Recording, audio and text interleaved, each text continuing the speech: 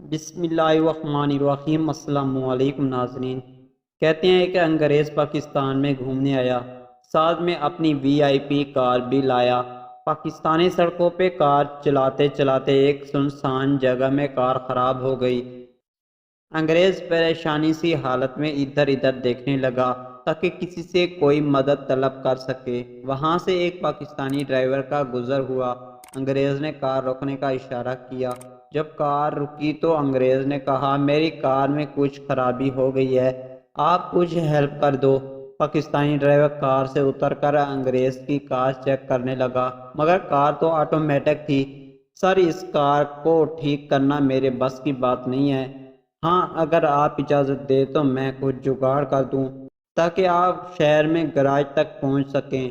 انگریز نے کبھی جگاڑ دیکھا نہ سنا تھا۔ جی بالکل، جگاڑ کر دو۔ پھر انگریز شہر تک پہنچ ہی گیا۔ جب انگریز کو شراب پینے کی طلب ہوئی تو دکانداروں سے دریافت کیا، مگر ہر دکاندار نے انکار کیا، ہم شراب نہیں بیچتے۔ ایک آدمی جو کچھ شراب کا عادی تھا، اس نے انگریز سے کہا، اگر آپ مجھے کچھ رقم دے دو تو میں کچھ جگاڑ کر دوں گا۔ انگریز نے کہا، ٹھیک ہے۔ پھر انگریز کا کچھ سامان چوری ہو گیا۔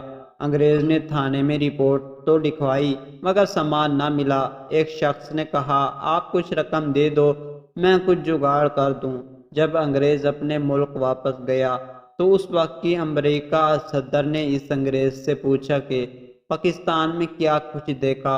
تو انگریز کہنے لگا، پاکستانیوں کے پاس ایک عجیب چیز ہے جس سے ہر وہ کام جو ممکن نہ ہو اس سے ممکن کر لیتے ہیں۔ امریکن صدر نے کہا، وہ کیا چیز ہے؟ انگریز نے کہا، اس کا نام جگاڑ ہے۔ جب پاکستانی وزیر اعظم امریکن صدر سے ملے تو امریکہ صدر نے کہا، ہمیں پاکستان سے ایک چیز چاہیے۔ وزیر اعظم نے کہا، حکم کیجئے سر، کیا چیز آپ کو چاہیے؟ امریکن صدر نے کہا، ہمیں جگاڑ چاہیے۔ وزیر اعظم نے معذرت کرتے ہوئے کہا، ہم یہ چیز نہیں دے سکتے کیونکہ ہمارا پاکستان ہی خود جگاڑ پہ چل رہا ہے۔